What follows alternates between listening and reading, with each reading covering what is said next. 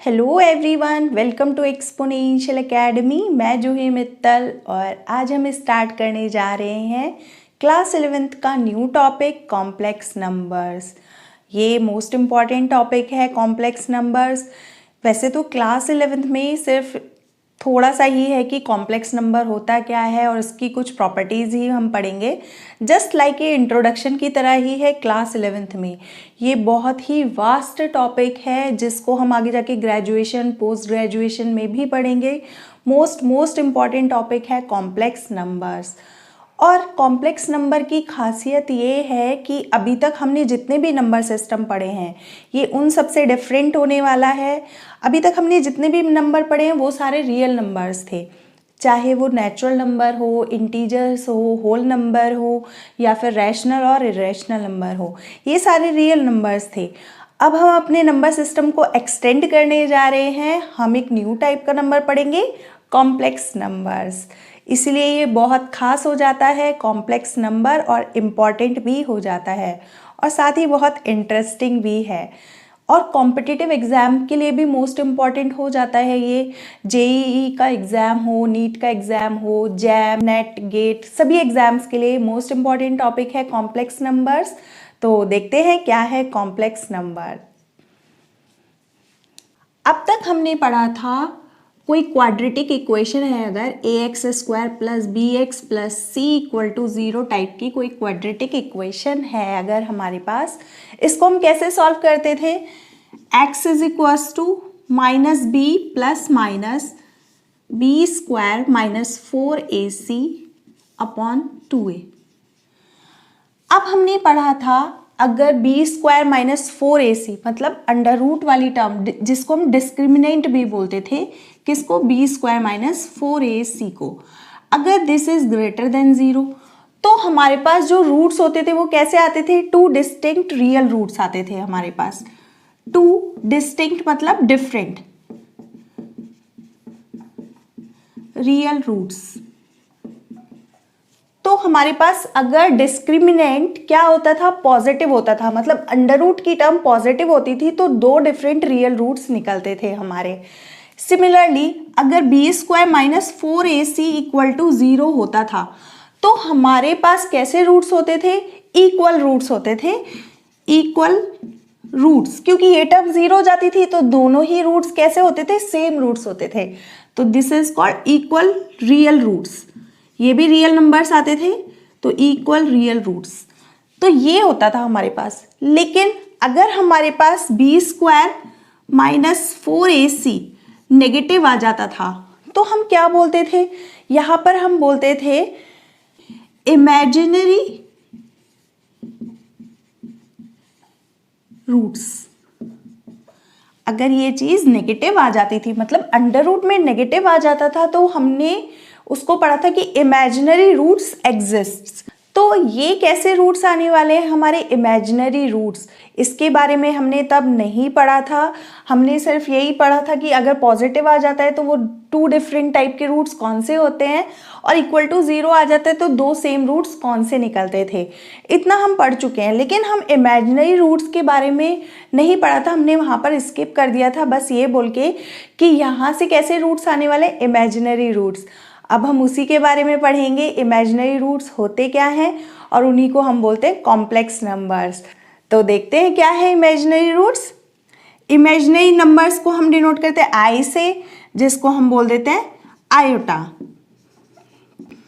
Iota तो I is called imaginary number, तो iota जिसको हम बोल रहे हैं, और जहां पर आयोटा की वैल्यू होती है i is equals to under root of -1। हम ये लेकर चल रहे हैं, आयोटा की वैल्यू हमेशा यही यूज होती है, iota is equals to under root of -1। और कॉम्प्लेक्स नंबर अब हम जनरल अगर बात करें तो कैसे बन जाएगा, हम कॉम्प्लेक्स नंबर्स को डिनोट करते हैं z से। कॉम्प्लेक्स नंबर्स को हम डिनोट करते हैं z से रिप्रेजेंट कर देते हैं। जैसे रियल नंबर को r से रिप्रेजेंट करते हैं, इसी तरह से हम किसी कॉम्प्लेक्स नंबर को रिप्रेजेंट कर देते हैं z से, जो कि होता है z is equals to a plus iota b type का नंबर। तो ये हमने जनरलाइज कर दिया कि z टाइप z को हम बोल रहे हैं कॉम्प्लेक्स नंबर, और वो किस टाइप का नंबर होगा, हम कैसे पहचानेंगे कि ये कॉम्प्लेक्स नंबर है कि रियल नंबर है। तो a प्लस आयोटा, जहां पर आयोटा की वैल्यू क्या होती है मैंने बताया अंडर रूट ऑफ -1, या फिर सिंपल आयोटा भी लगा हो तो उसको हम बोलेंगे क्या, कॉम्प्लेक्स नंबर। तो इस फॉर्म का नंबर जहां पर a and b are real numbers, a और b दोनों ही कैसे हैं, दोनों ही रियल नंबर्स हैं। क्योंकि आयोटा लग गया इसके साथ तो इसलिए हमने इसको बोल दिया डिफरेंट टाइप का number, this is called complex number. तो आयोटा लगने से जहां पर आयोटा की वैल्यू क्या है, -1 अंडर रूट में, और जिन भी रियल नंबर्स के साथ क्या लग जाता है, आयोटा लग जाता है, यानी कि इस टाइप की फॉर्म का कोई भी नंबर क्या कहलाएगा हमारे पास, complex numbers. For example 2 plus iota 3, तो देखिए अगर हम ध्यान से, ये बिल्कुल ऐसे ही नंबर है a प्लस आयोटा b, जहां पर 2 और 3 दोनों ही कैसे नंबर है, 2 और 3 हम जानते हैं क्या होते हैं, रियल नंबर्स होते हैं। तो 2 और 3 दोनों ही रियल नंबर है, लेकिन आयोटा लगने की वजह से ये क्या हो गया हमारे पास, कॉम्प्लेक्स नंबर। तो इस टाइप की कुछ एग्जाम्पल्स हम ले सकते हैं, लाइक एज 1 प्लस आयोटा, इस टाइप से हम ले सकते हैं 0 प्लस आयोटा, सिंपल। तो हमने इसको किसको लिखा, 0 और आयोटा के साथ मल्टीप्लिकेशन में कौन है, 1, तो 0 प्लस आयोटा इंटू 1, ये सिंपल आयोटा भी लिख सकते हैं हम इसको। ये भी जहां पर भी मतलब आयोटा वर्ड यूज हो जाए that is called complex number. और यहां पर एक मोस्ट इंपॉर्टेंट चीज आने वाली है, अब देखो 2 और 0 दोनों ही हमारे पास क्या हैं, दोनों ही हमारे पास कैसे नंबर्स हैं, रियल नंबर्स हैं। लेकिन क्या हम इसको ऐसे नहीं लिख सकते, दिस इज इक्वल टू 2। तो हम क्या देख रहे हैं यहाँ से, हर रियल नंबर कॉम्प्लेक्स नंबर भी है। तो रियल नंबर का एक्सटेंशन किया अब हमने यूजिंग आयोटा, मतलब हर रियल नंबर में अगर हम आयोटा 0 करके ऐड करें तो वो खुद ही क्या बन रहा है, कॉम्प्लेक्स नंबर बन रहा है ना। तो every real number is complex number, अगर हम उसमें प्लस आयोटा 0 ऐड कर देंगे तो वो क्या बन जाएगा हमारे पास, कॉम्प्लेक्स नंबर। लेकिन कॉम्प्लेक्स नंबर कोई भी क्या नहीं हो सकता, रियल नंबर नहीं हो सकता, हम ऐसा सच नहीं बोल सकते। अब अगर ये कॉम्प्लेक्स है तो इसको तो हम रियल बोल सकते हैं, लेकिन हर कॉम्प्लेक्स नंबर को हम रियल नंबर नहीं बोल सकते। उसके बस कोफिशिएंट्स होते हैं लाइक a एंड b, यही हमारे क्या होते हैं, रियल नंबर्स होते हैं। लेकिन जहां पर भी आयोटा लग गया that is called complex numbers. और मोस्ट इंपॉर्टेंट पार्ट है यहाँ पर, इसको हम बोल देते हैं रियल पार्ट। आयोटा लगने से ये वाला पार्ट बन गया imaginary part, this is called real part. तो हम इसको ऐसे भी लिख सकते हैं, a is equals to real part of z and b is equals to imaginary part of z, क्योंकि b में क्या लगा है, आयोटा। तो अगर आपसे पूछा जाए इस वाली टर्म में इमेजिनरी पार्ट बताओ, इमेजिनरी पार्ट क्या कहलाएगा यहाँ पर, 3 is the imaginary part and 2 is the real part. तो ये हो जाती है कुछ टर्म्स कि कॉम्प्लेक्स नंबर हमारा होता कैसा है, उसको हम कैसे रिप्रेजेंट करते हैं। तो ये हो जाता है कॉम्प्लेक्स नंबर। होप सो समझ में आया होगा कि कैसे हम उसको रिप्रेजेंट करते हैं कॉम्प्लेक्स नंबर को, किस टाइप का नंबर है जो कि रियल नंबर से डिफरेंट नंबर है। तो ये हुआ कॉम्प्लेक्स नंबर। अब देखते हैं इसकी कुछ प्रॉपर्टीज। सबसे पहले दो कॉम्प्लेक्स नंबर एक दूसरे के इक्वल कब होते हैं, दो कॉम्प्लेक्स नंबर एक दूसरे के इक्वल तब होंगे जब रियल पार्ट इक्वल हो और कॉम्प्लेक्स पार्ट इक्वल हो। मतलब दो कॉम्प्लेक्स नंबर, पहले को हम Z1 से डिनोट करें, दूसरे कॉम्प्लेक्स नंबर को Z2 से, where Z1 is equals to A plus iota B and Z2 is equals to C plus iota D। ये हमने दो कॉम्प्लेक्स नंबर्स ले लिए। अब ये दोनों इक्वल कब होंगे, अगर Z1 इक्वल टू Z2 है, ऐसा तभी पॉसिबल है जब रियल पार्ट रियल के इक्वल हो, A is equals to C के हो and B is equals to D के हो। इमेजिनरी पार्ट हमारे क्या हो, इक्वल हो, तभी दो कॉम्प्लेक्स नंबर एक दूसरे के इक्वल होंगे। अगर हमें दो कॉम्प्लेक्स नंबर इक्वल दिए हुए हैं तो उससे हमें ये पता चलता है कि real part is equal to real part and imaginary part equal to imaginary part. For example, एक एग्जाम्पल ले लेते हैं। Suppose 2 + 6 iota is equal to x + iota x + y। कुछ इस टाइप का नंबर ले लिया। तो अगर ये दोनों, एक कॉम्प्लेक्स नंबर ये हो गया Z1, एक Z2 टाइप का कॉम्प्लेक्स नंबर हो गया हमारा ये वाला टर्म। तो अगर ये दोनों इक्वल है तो मैंने बताया दो टर्म इक्वल हैं तो उसका रियल पार्ट रियल के इक्वल होगा, मतलब 2 = x के होगा, ठीक है। और इमेजिनरी पार्ट इमेजिनरी के इक्वल होगा। इमेजिनरी पार्ट इधर क्या है, 6 = इधर की साइड क्या है, आयोटा का कोफिशिएंट x + y। तो जो भी आयोटा का कोफिशिएंट होगा वही तो इमेजिनरी पार्ट होगा, अभी हमने पढ़ा। b is a imaginary part of z and a is a real part of z। तो आयोटा का कोफिशिएंट क्या है, x + y। x की वैल्यू रख देते हैं 2 + y, तो y = कितना आ जाएगा, 6 - 2 = 4। तो ये हमारे पास क्या आ गई, x और y की वैल्यू, जिसके अकॉर्डिंग हम बोल रहे हैं कि दो कॉम्प्लेक्स नंबर इक्वल हैं तो x और y की वैल्यू हमने फाइंड करके बताई। तो ये हो जाता है हमारा कॉम्प्लेक्स नंबर। और कब दो कॉम्प्लेक्स नंबर इक्वल होते हैं हमने ये पढ़ा। होप सो आप लोगों को समझ में आया होगा। नेक्स्ट हम देखेंगे कॉम्प्लेक्स नंबर की कुछ प्रॉपर्टीज। उससे पहले प्लीज मेक अ नोट।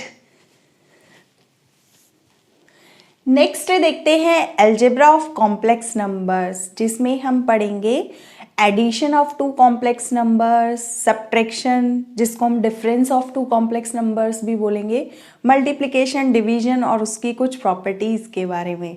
तो स्टार्ट करते हैं। Number first, addition of two complex numbers. Addition सबसे पहले आता है एडिशन। एडिशन में हम देखेंगे, सपोज दो कॉम्प्लेक्स नंबर हैं Z1 जिसको हमने डिनोट किया a + आयोटा b से, और दूसरा कॉम्प्लेक्स नंबर है Z2 जिसको हम डिनोट कर रहे हैं c + आयोटा d से। अब अगर दो कॉम्प्लेक्स नंबर है, अगर हम उसके सम की बात कर रहे हैं, एडिशन की बात कर रहे हैं, तो मीन्स Z1 + Z2 की बात कर रहे हैं, तो इनको ऐड कैसे किया जाए, दो कॉम्प्लेक्स नंबर को हम ऐड कैसे करें। तो करते हैं, Z1 की वैल्यू रखते हैं जो कि है a + आयोटा b, फिर बीच में प्लस साइन। Z2 की वैल्यू है c + आयोटा d। तो इसको ऐड करने के लिए जैसे हम जनरली ऐड करते हैं वैसे ही करेंगे, रियल को रियल से, अब आयोटा आयोटा वाले कॉमन ले लेंगे और a और c एक साथ रियल पार्ट को ऐड करेंगे और इमेजिनरी पार्ट को। तो क्या हो जाएगा, ये a + c, इसको हम ऐसे भी लिख सकते हैं ना, और इन दोनों में से आयोटा कॉमन आ जाएगा तो इसको हम लिख सकते हैं b + d, जो कि अगेन एक कॉम्प्लेक्स नंबर आ गया। क्यों? क्योंकि a b c d ये सारे कैसे नंबर थे, रियल नंबर थे। तो रियल नंबर का addition is also real number, a + c is also real, b + d भी रियल और आयोटा से अगर ये इंक्लूड हो गया तो ये भी कैसा हुआ, कॉम्प्लेक्स नंबर। तो हमें ये ऐड करना है। फॉर एग्जाम्पल, कोई दो कॉम्प्लेक्स नंबर ले लेते हैं, लाइक 2 + 3 आयोटा Z2 ले लेते हैं, 4 माइनस को हम एडजस्ट करके भी लिख सकते हैं 5 आयोटा। इनको हमें अगर ऐड करना है, इसको हम ऐसे भी लिख सकते हैं सॉल्व करके, 4 + -5 आयोटा। तो ये हो जाता है हमारा Z2, माइनस प्लस ये माइनस ही हो जाएगा, इसको हम ऐसे एडजस्ट करके भी लिख सकते हैं। अब हमें इनको ऐड करना है, Z1 + Z2, जो कि कितना आएगा, 2 + 3 आयोटा, Z1 की वैल्यू प्लस Z2 की वैल्यू। अभी मैंने बताया रियल पार्ट को ऐड कर दो, इमेजिनरी पार्ट को, तो ये बन जाएगा 2 + 4 रियल पार्ट, इमेजिनरी वाले आयोटा कॉमन ले लो तो ये हो जाएगा 3 + -5। ये हो गया ना। अब ये साइन हमें पता है, 3 और 5 को ऐड, -5 को कैसे ऐड करेंगे, ये माइनस साइन हो जाएगा, इसको लिख सकते हैं हम 6 + आयोटा 3 माइनस 5 जो कि कितना आ जाएगा, माइनस का 2, तो 6 माइनस 2 आयोटा भी हम इसको लिख सकते हैं। तो हमने देखा दो कॉम्प्लेक्स नंबर्स, उनका हमारा एडिशन भी क्या आया, अगेन एक कॉम्प्लेक्स नंबर ही हमें देखने के लिए मिला। तो एडिशन जो है हमारी कुछ प्रॉपर्टीज सेटिस्फाई करता है, तो देखते हैं क्या है वो properties. Addition of complex number satisfies some properties. Number first is closure property, जो कि क्या है क्लोजर लॉ, हम दो कॉम्प्लेक्स नंबर लेंगे, अगर उनका एडिशन भी क्या आ जाए, अगेन एक कॉम्प्लेक्स नंबर आ जाए। क्लोजर प्रॉपर्टी क्या कहती है, क्लोजर प्रॉपर्टी कहती है अगर हमने दो कॉम्प्लेक्स नंबर उठाए, कोई भी दो कॉम्प्लेक्स नंबर उठाए, उनका एडिशन करें। हम ये किसके लिए कर रहे हैं, फॉर एडिशन। ये जो प्रॉपर्टीज कर रहे हैं ये चल रही है सब एडिशन के लिए, फॉर एडिशन। तो क्लोजर प्रॉपर्टी हमारी कहती है अगर हमारे पास दो कॉम्प्लेक्स नंबर हैं, कोई भी दो कॉम्प्लेक्स नंबर है, हम उन्हें ऐड करें तो हमें अगेन क्या मिलेगा, एक कॉम्प्लेक्स नंबर ही मिलेगा। तो इस प्रॉपर्टी को हम कहते हैं क्लोजर लॉ या फिर क्लोजर प्रॉपर्टी। तो जो कि हमने देखा सेटिस्फाई भी होती है। हम अगर कोई भी दो कॉम्प्लेक्स नंबर लेंगे, जनरल लेके देखा हमने, ये जनरलाइज करके a plus iota b c plus iota d, जो कि हमें एक अगेन एक कॉम्प्लेक्स नंबर ही हमें देखने के लिए मिला। तो हम यहाँ पर लिख सकते हैं Z1 एंड Z2 दो कॉम्प्लेक्स नंबर है, where Z1 is equals to a plus iota b and Z2 is equals to C plus iota d. तो Z1 प्लस Z2 अभी अभी निकाला हमने जस्ट, वो कितना आया हमारे पास, a plus c plus iota b plus d, again है कॉम्प्लेक्स नंबर। तो ये हमारे पास क्या आ गया, फिर से एक कॉम्प्लेक्स नंबर ही आ गया। तो this simply closure property satisfy, यही है हमारी क्लोजर प्रॉपर्टी, यानी कि दो कॉम्प्लेक्स नंबर का सम भी हमारे पास क्या आना चाहिए, कॉम्प्लेक्स नंबर ही आना चाहिए। तो hence closure property satisfy. Second आती है हमारे पास कॉम्यूटेटिविटी।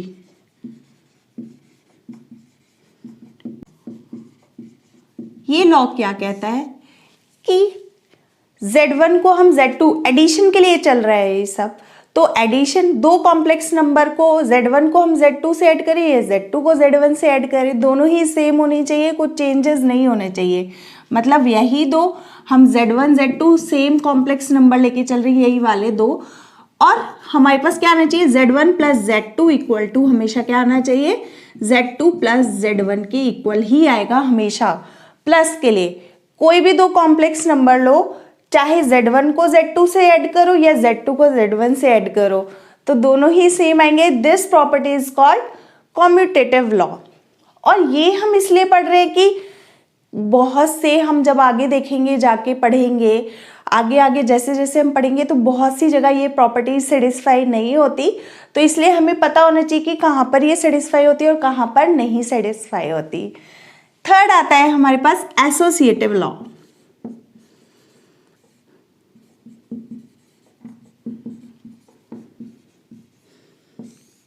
एसोसिएटिव लॉ क्या कहता है, तीन कॉम्प्लेक्स नंबर लेंगे हम, Z1, Z2, Z3, और किसी को किसी भी वे में ऐड कर देंगे। मतलब Z1 को Z2 प्लस Z3 से ये चीज इक्वल आएगी, या Z1 प्लस Z2 को पहले ऐड कर देंगे, उसके बाद Z3 से ऐड करेंगे, तो ये इनमें कोई डिफरेंस नहीं आएगा फॉर एडिशन। यानी कि हम पहले Z2 Z3 को एक साथ ऐड कर ले, उसके बाद Z1 को ऐड करें, या फिर Z1 Z2 को एक साथ ऐड कर ले, उसके बाद Z3 को ऐड करें, तो तीनों कॉम्प्लेक्स का सम हमेशा सेम ही रहेगा। तो this property is called associative law. Fourth आती है हमारे पास identity. Identity of complex number.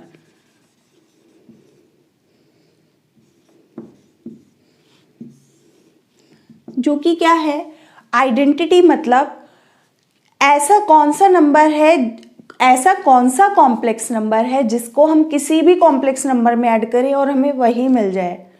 Real number के लिए हम पढ़ चुके हैं कि 5, 4, 3 रियल नंबर, हमारे पास कोई भी रियल नंबर में हम ऐसा क्या ऐड करें कि हमें वही नंबर मिले, 0। कोई भी रियल नंबर उठाओ, उसमें अगर हम 0 ऐड करेंगे तो अगेन हमें वही नंबर देखने के लिए मिलेगा। सेम होता है कॉम्प्लेक्स नंबर के लिए भी। मतलब अगर हमारे पास z कोई कॉम्प्लेक्स नंबर है और हम एक 0 कॉम्प्लेक्स नंबर लेते हैं जिसको हम बोल रहे हैं 0 plus iota 0, 0 plus iota 0 complex type का नंबर ले लिया, तो z में अगर हम 0 प्लस आयोटा 0 टाइप का नंबर ऐड करेंगे, जहां पर z की वैल्यू ले लेते हैं हम a plus iota b, where z is equal to क्या है, a प्लस आयोटा b। तो अगर हम इसको ऐड करेंगे z प्लस 0 को, 0 से रिप्रेजेंट कर लेते हैं, 0 प्लस o करके, तो z प्लस 0 को जब हम ऐड करेंगे तो इसको ऐड करो, real real part, imaginary imaginary part, again हमें वही देखने के लिए मिलेगा ना, तो इक्वल टू z आ गया। तो ऐसी प्रॉपर्टी को हम क्या बोलते हैं, आइडेंटिटी। यहाँ पे आइडेंटिटी कौन बना, ये 0 plus iota 0 is the identity. मतलब कि ये वाली जो आइडेंटिटी है हम किसी भी कॉम्प्लेक्स नंबर में ऐड कर दें, कोई भी कॉम्प्लेक्स नंबर आप ले लो, अगेन हमें वही कॉम्प्लेक्स नंबर देखने के लिए मिल जाएगा, क्योंकि ये क्या है, एडिटिव आइडेंटिटी। तो इसको हम बोल देते हैं additive identity, identity of complex number, या फिर हम बोल सकते हैं additive identity, additive identity, this is called additive identity. Last law आता है हमारे पास एडिटिव इनवर्स।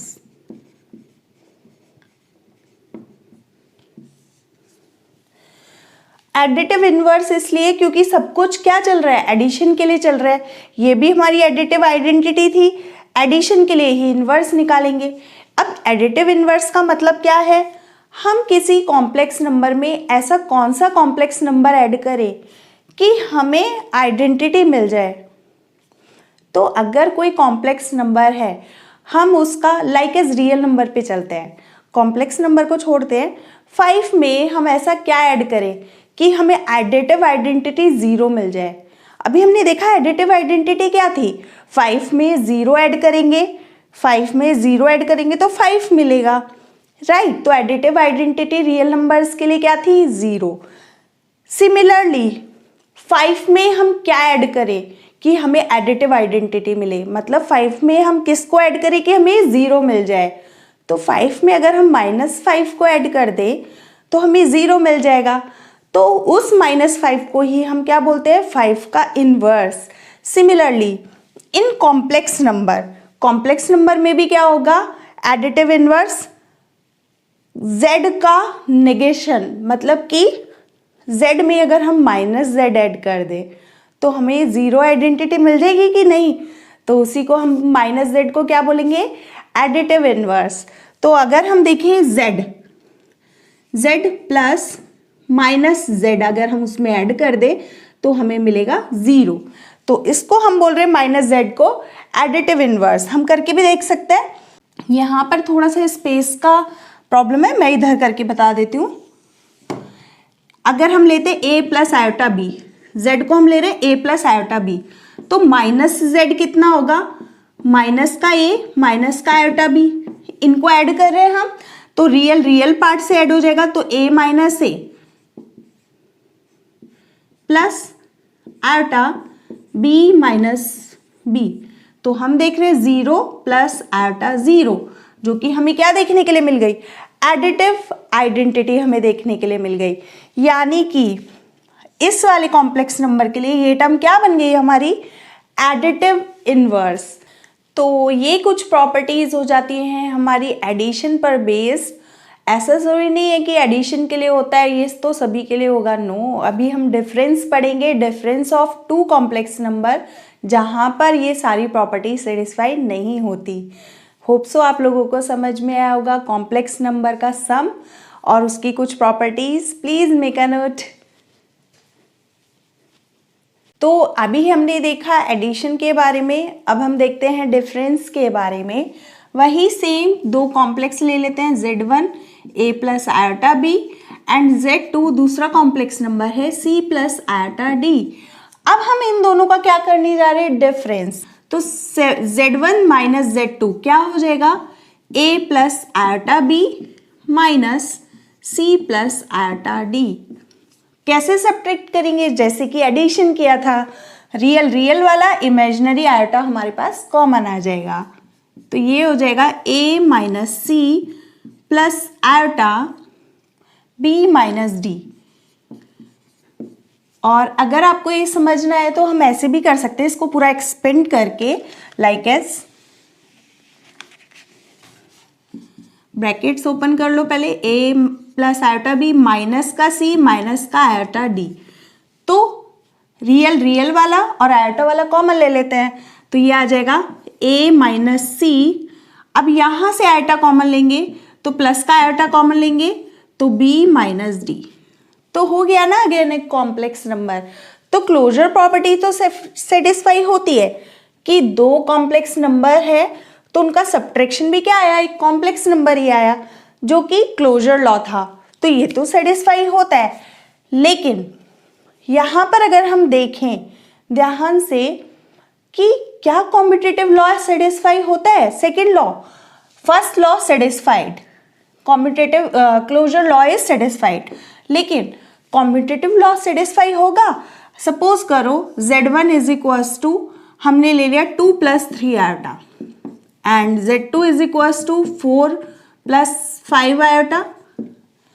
अब हम ले रहे हैं Z1 माइनस Z2, तो Z1 माइनस Z2 करेंगे तो 2 plus 3 iota minus 4 plus 5 iota. इसको सब्ट्रैक्ट करेंगे तो ये आ जाएगा 2 minus 4 plus iota common 3 minus 5, जो कि हमारे पास कितना बनेगा, माइनस का 2 माइनस का 2 आयोटा। ये आया हमारे पास। तो ये क्या है, Z1 माइनस Z2। तो हमने क्या लिखा था, Z1 plus Z2 equal to किसके होते हैं, Z2 प्लस Z1 के। तो अब क्या होना चाहिए, Z1 minus Z2 equal to आना चाहिए Z2 माइनस Z1 के। अब Z2 में से Z1 सब्ट्रैक्ट करेंगे तो देखने से ही पता चल रहा है ये डिफरेंट होने वाला है।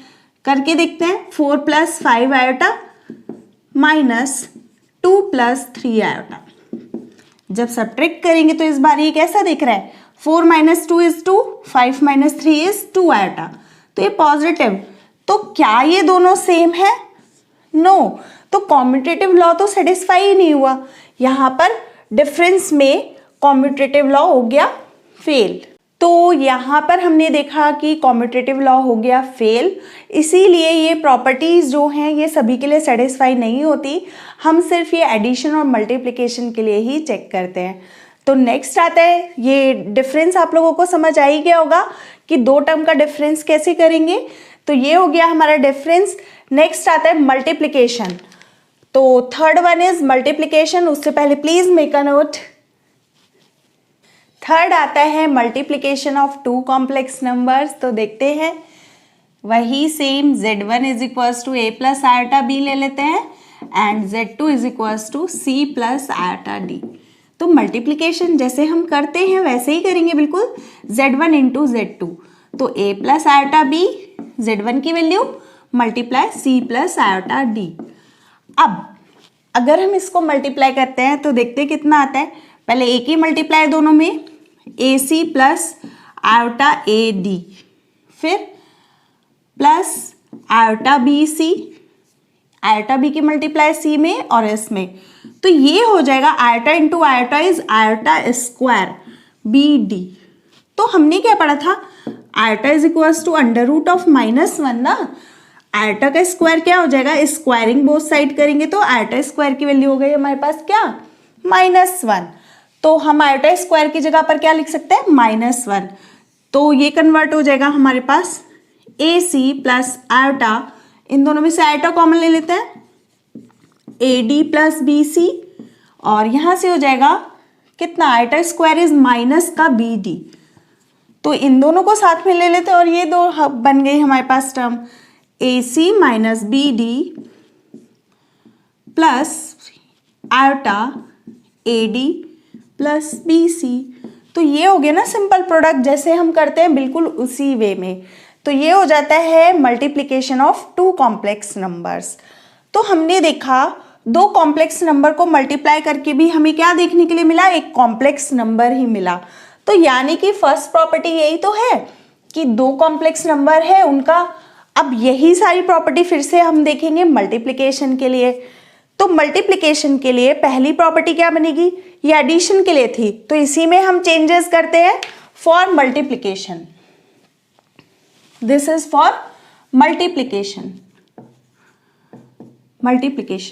तो मल्टीप्लिकेशन में अब दो कॉम्प्लेक्स नंबर है, एडिशन में दो कॉम्प्लेक्स नंबर थे वही दो लिए हैं, अब उनका मल्टीप्लिकेशन हमने देखा कितना आया, वो भी अगेन एक कॉम्प्लेक्स नंबर ही आया। तो यानी कि क्लोजर प्रॉपर्टी सेटिस्फाइड। तो हमने देखा यहां पर Z1 into Z2 is equal to कितना आया, AC माइनस BD प्लस आटा AD plus BC which is again a complex number. तो इसे देख के हमने बोला क्लोजर लॉ सेटिस्फाइड। तो क्लोजर लॉ तो सेटिस्फाइड हो गया। अब देखते कॉम्यूटेटिव लॉ। कॉम्यूटेटिव लॉ में मल्टीप्लिकेशन चाहे Z1 की Z2 से करे या Z2 की Z1 से। अब अगर मल्टीप्लाई में Z2 Z1 को इधर उधर कर देती तो कोई फर्क थोड़ी ना पड़ता। तो commutative law is also satisfied. तो हम यहां से लिख सकते हैं, आप करके देख लेना, Z1 को Z2 से या Z2 को Z1 से, तो दोनों ही सेम आएंगे। Z1 is equal to Z2, Z1 into Z2 is equal to कितना, Z2 इंटू Z1। तो देखा ये हमारा मल्टीप्लिकेशन में भी सेटिस्फाई होता है कॉम्यूटेटिव लॉ, जो कि डिफरेंस में क्या हो गया था, फेल हो गया था। तो ये होता है कॉम्यूटेटिव लॉ। नेक्स्ट एसोसिएटिविटी भी मल्टीप्लाई हो जाएगा तीनों का, Z1 इंटू Z2 करो, चाहे किसी को भी पहले करो किसी को भी बाद में करो, कोई फर्क नहीं पड़ता। तो एसोसिएटिविटी भी इसमें क्या होती है, सेटिस्फाइड होती है। तो हमने क्या किया, Z2 Z3 को पहले मल्टीप्लाई कर दिया, इधर की साइड Z1 को उसके बाद किया, और Z1 इंटू Z2 को पहले किया फिर उसके बाद Z3 को किया। तो हमने देखा एसोसिएटिविटी भी हमारी सेटिस्फाइड होती है। तो ये तीनों प्रॉपर्टी तो सेटिस्फाइड हो रही है मल्टीप्लिकेशन में। Next fourth, identity of complex number. तो आइडेंटिटी के लिए अभी हमने देखा था एडिशन के लिए कि किसी कॉम्प्लेक्स नंबर में ऐसा क्या ऐड करें कि हमें वापस वही कॉम्प्लेक्स नंबर मिल जाए। एडिशन का था तो इसलिए ऐड कर रहे थे, अब मल्टीप्लिकेशन का है तो मल्टीप्लाई करेंगे। तो किसी कॉम्प्लेक्स नंबर में ऐसा कौन सा कॉम्प्लेक्स नंबर मल्टीप्लाई हम करें जिससे वापस हमें वही वाला कॉम्प्लेक्स नंबर मिल जाए। रियल नंबर के लिए आ जाओ, 5 में हम क्या मल्टीप्लाई करें कि हमें अगेन 5 देखने के लिए मिले, 1। तो मल्टीप्लिकेटिव आइडेंटिटी क्या हो गई वहां पर, 1। तो 5 into 1 is equal to again 5 ना। Similarly is in complex number. Complex number के लिए अब मल्टीप्लिकेटिव आइडेंटिटी क्या हो जाएगी हमारे पास, 1 प्लस आयोटा 0। Z अगर कॉम्प्लेक्स नंबर है A plus iota B type का, और एडिटिव आइडेंटिटी हमारी मल्टीप्लिकेटिव आइडेंटिटी अब हमारे पास क्या बन जाएगी, Z में हम किसकी मल्टीप्लाई करें, अगर 1 प्लस आयोटा 0 की मल्टीप्लाई कर दें तो हमें वापस Z ही मिल जाएगा देखने के लिए। ये क्या 1 रियल नंबर जैसा ही नहीं है, उसको हमने बस आयोटा 0 लगा के कॉम्प्लेक्स में कन्वर्ट कर लिया। तो अगर हम कोई भी एग्जाम्पल लेते हैं, A प्लस आयोटा B में Z की वैल्यू रखी, उसकी मल्टीप्लाई 1 प्लस आयोटा 0 से करके देखें अगर हम, तो देखते हैं कितना आता है, A 0, ये वाला टर्म 0 हो जाएगा, फिर प्लस आयोटा B और ये वाला टर्म मल्टीप्लाई करेंगे तो अगेन 0। तो हमने देखा Z में 1 प्लस आयोटा 0 की मल्टीप्लाई करने से क्या मिला, वापस हमें वही टर्म मिल गई। तो इस वाली टर्म को अब हम क्या बोल देंगे, मल्टीप्लिकेटिव आइडेंटिटी। पहली वाली थी एडिटिव आइडेंटिटी, अब मल्टीप्लिकेशन के लिए सेटिस्फाई हो रही है तो multiplicative identity. Same additive inverse की जगह अब हम क्या देखेंगे, मल्टीप्लिकेटिव इनवर्स। यहाँ पर हो जाएगा मल्टीप्लिकेटिव इनवर्स। तो ये हो गया हमारे पास मल्टीप्लिकेटिव इनवर्स। तो मल्टीप्लिकेटिव इनवर्स किसी कॉम्प्लेक्स नंबर में हम क्या मल्टीप्लाई करें, ऐसा कौन सा कॉम्प्लेक्स नंबर मल्टीप्लाई करें कि हमें आइडेंटिटी मिल जाए। यानी कि 5 में रियल नंबर्स पे आते हैं फिर से, 5 में हम ऐसा क्या मल्टीप्लाई करें कि हमें वापस मल्टीप्लिकेटिव आइडेंटिटी अभी हमने 5 की क्या देखी थी, रियल नंबर्स के लिए अभी देखी थी ना, 5 × 1 = 5। तो ये थी हमारी आइडेंटिटी 1। सिमिलरली 5 में हम किसकी मल्टीप्लाई करें कि हमें 1 मिल जाए, यानी कि एडिटिव मल्टीप्लिकेटिव आइडेंटिटी हमें देखने के लिए मिल जाए। तो 5 में अगर हम 1/5 की मल्टीप्लाई कर देंगे तो हमें मल्टीप्लिकेटिव आइडेंटिटी मिल जाएगी कि नहीं। Similarly is in complex number. तो यानी कि z में अगर हम मल्टीप्लाई कर दे किसकी, 1/z की, तो हमें क्या देखने के लिए मिलेगा, वापस हमें 1 मिलेगा, जिसको हम लिख सकते हैं 1 + आटा 0, जो कि हमारी क्या है, मल्टीप्लिकेटिव आइडेंटिटी हमें देखने के लिए मिलेगी।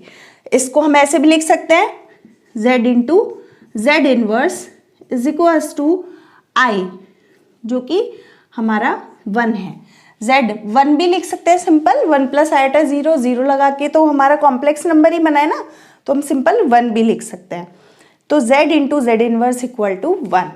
तो यानी कि यहाँ पर देखते हैं वही, तो z में z अगर a + आयोटा b है, उसमें हम किसकी मल्टीप्लाई करें,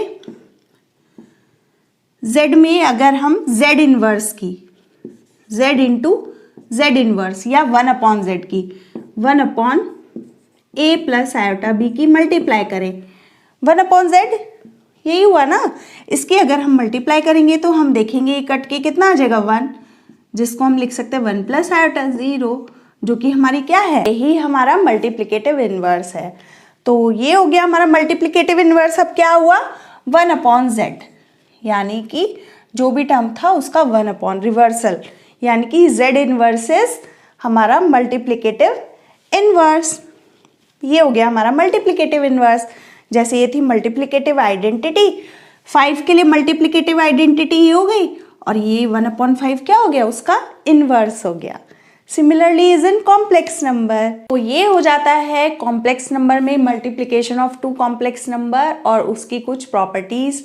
यहाँ पर मल्टीप्लिकेशन में एक स्पेशल प्रॉपर्टी और सेटिस्फाई होती है, जो कि है 6 प्रॉपर्टी। तो मैं थोड़ा सा रब कर देती हूँ, उससे पहले please make a note. Distributive law,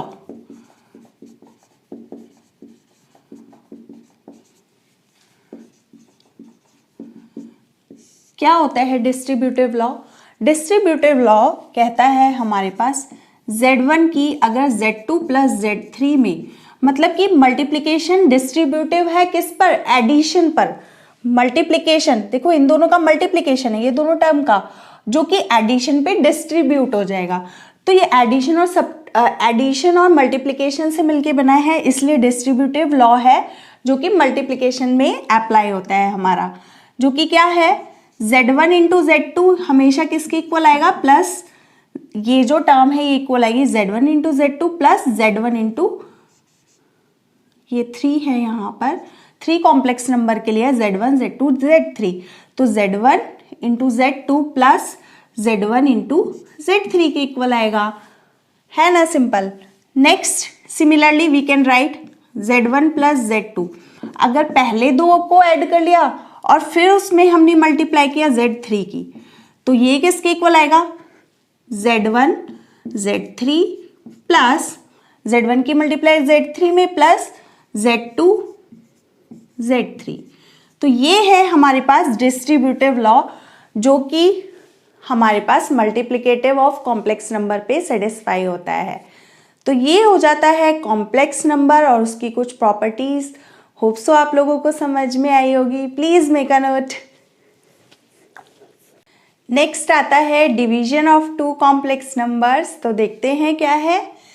वही सेम प्रोसेस Z1 ले लेते हैं A प्लस आयोटा B, एक दूसरा कॉम्प्लेक्स ले लेते हैं C प्लस आयोटा D, जिसको Z2 से हमने रिप्रेजेंट किया। अब डिवीजन Z1 बाय Z2, यही तो हो गया डिवीजन। तो Z1 बाय Z2 जो कि किसको, दोनों की वैल्यू रखिए तो A plus iota B divide by C plus iota D। इससे पहले हम पढ़ेंगे Z1 Z2 जब दो कॉम्प्लेक्स नंबर हैं तो पहले तो ये क्लोजर प्रॉपर्टी सेटिस्फाई करता है कि नहीं, कि मतलब इन दोनों का डिवीजन क्या एक कॉम्प्लेक्स नंबर आएगा, पहले तो हम वही चेक करेंगे कि वो आएगा कि नहीं। लेकिन कॉम्यूटेटिव लॉ तो 100% फेल होगा। क्यों? Z1 को Z2 से डिवाइड करेंगे और Z2 को Z1 से डिवाइड करेंगे, क्या दोनों सेम आएंगे? नो। Z1 को अगर दो टर्म है, Z1 हमारे पास है 2 प्लस 3 आयोटा और Z2 है 4 प्लस 5 आयोटा, इस टाइप से हैं, तो Z1 divide by Z2 is never equal to Z2 upon Z1। तो हम देखेंगे कॉम्यूटेटिव लॉ तो हमारा फेल हो जाता है। लेकिन रही इसको सॉल्व करने की बात कि ये भी एक कॉम्प्लेक्स नंबर आएगा कि नहीं, 100% आएगा। तो वही हम देखेंगे कि कैसे ये कॉम्प्लेक्स नंबर आएगा। इसने ये प्रॉपर्टी तो हमारी नहीं सेटिस्फाई की, तो ये डिवीजन के लिए हम बिल्कुल भी नहीं करेंगे। बस इसको करके देखते हैं कि कैसे हम इसको एक कॉम्प्लेक्स नंबर बना पाएंगे, मतलब रियल पार्ट अलग और इमेजिनरी पार्ट अलग। तो देखते हैं। सबसे पहले इसके लिए हमें पढ़ना पड़ेगा एक कॉन्जुगेट। कॉन्जुगेट, कॉन्जुगेट क्या है? Conjugate of Z। Z is a complex number जिसको हम बोल रहे हैं A प्लस आयोटा B। तो कॉन्जुगेट ऑफ Z, किसी कॉम्प्लेक्स नंबर का कॉन्जुगेट क्या होता है? Z बार से हम उसको डिनोट करते हैं और वो होता है आयोटा की, iota is replace by minus iota. मतलब जहां जहां आयोटा है उसको हम किससे रिप्लेस कर देते हैं? माइनस आयोटा से। तो this is called the conjugate of complex number, जिसको हम Z बार से शो कर रहे हैं। तो ये हो गया कॉन्जुगेट। अब Z1 बाई Z2 हमने ये क्यों पढ़ा? क्योंकि हमें इसमें कॉन्जुगेट की जरूरत पड़ेगी इसको सॉल्व करने के लिए। रैशनलाइज जैसे हम करते हैं ना, वही वाला प्रोसेस है। अब हम इसमें इसकी किसकी मल्टीप्लाई कर देंगे? ऊपर नीचे कॉन्जुगेट की, C minus iota D, C minus iota D की मल्टीप्लाई डिवाइड, जिसको सॉल्व करके हम देखेंगे इसका रियल पार्ट अलग सेपरेट हो पा रहा है और इमेजिनरी पार्ट अलग से सेपरेट हो पा रहा है। तो देखते हैं कैसे। ये हमारा कॉम्प्लेक्स नंबर था Z1 बाय Z2। हमने क्या किया? नीचे वाले के कॉन्जुगेट से मल्टीप्लाई किया और डिवाइड किया। तो नीचे वाले का कॉन्जुगेट क्या बनेगा? C माइनस आयोटा D से मल्टीप्लाई डिवाइड। अभी मैंने बताया यही होता है ना कॉन्जुगेट, तो ये एक डिफरेंट हो जाता है कॉन्जुगेट। तो मल्टीप्लाई जैसे हम करते थे बिल्कुल एज इट इज वैसे ही। तो करके देखते हैं कितना आया Z1 बाय Z2। पहले नीचे की मल्टीप्लाई करके देखते हैं। C स्क्वायर, यहां से मल्टीप्लाई करेंगे C स्क्वायर प्लस माइनस का आयोटा CD, इसको मल्टीप्लाई करेंगे प्लस का आयोटा CD, और इन दोनों को मल्टीप्लाई करेंगे तो माइनस का आयोटा स्क्वायर D स्क्वायर। यही आ रहा है ना नीचे का। अब देखो आयोटा CD प्लस का माइनस का, ये दोनों तो कटते हुए नजर आ रहे हैं। और अभी मैंने बताया था आयोटा की वैल्यू कितनी होती है? Iota is equals to under root of -1। तो this imply iota square is equals to -1। तो आयोटा स्क्वायर की जगह हम क्या यूज कर सकते हैं? -1। खैर पहले ऊपर वाली मल्टीप्लाई और कर लेते हैं, देखते हैं कितना आता है। AC minus iota AD plus iota BC minus iota square, iota square हो जाएगा माइनस का, और BD। तो आयोटा स्क्वायर की जगह हम यूज करने वाले -1 और आयोटा आयोटा वाले कॉमन ले लेंगे। तो ये कितना आ जाएगा?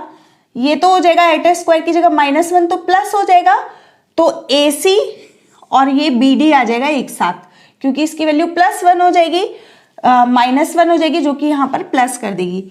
तो ये बन जाएगा AC प्लस BD।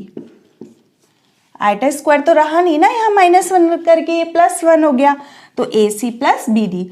और यहाँ से हम आयटा कॉमन ले सकते हैं, तो प्लस का आयटा कॉमन ले लेते हैं, तो BC माइनस AD ये आ गया। और नीचे बचा हमारा C square plus D square, C square plus D square, क्योंकि आयटा स्क्वायर की वैल्यू -1 रख दी, जिससे ये प्लस का D स्क्वायर रह गया। तो ये आ गया हमारे पास।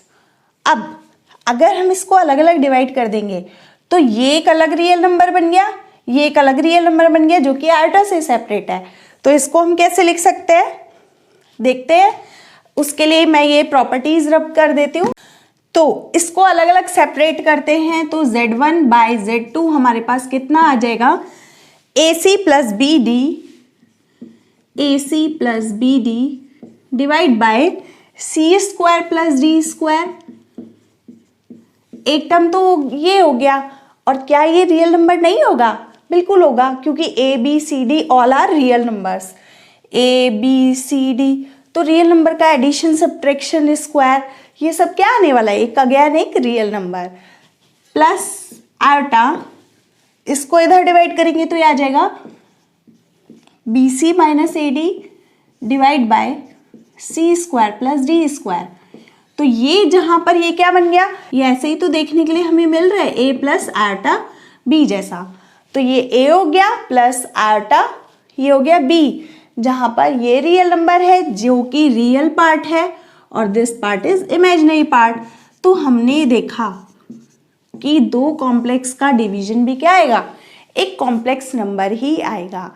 तो यहाँ से हमने देखा कि दो कॉम्प्लेक्स नंबर का डिवीजन भी क्या आने वाला है, एक कॉम्प्लेक्स नंबर ही हमें देखने के लिए मिलेगा, जिसमें हमने बस क्या प्रॉपर्टी यूज़ की, नीचे वाले के कॉन्जुगेट से मल्टीप्लाई डिवाइड किया। आप चाहो तो इसी डिवीजन के फॉर्मूले को, जहाँ पर Z1 Z2 है, Z1 ये है और Z2 ये टर्म गिवन है, उसके लिए डायरेक्ट फॉर्मूला भी लर्न कर सकते हो Z1 बाई Z2, लेकिन उससे बेस्ट है मल्टीप्लाई, आप लोगों को आती ही है।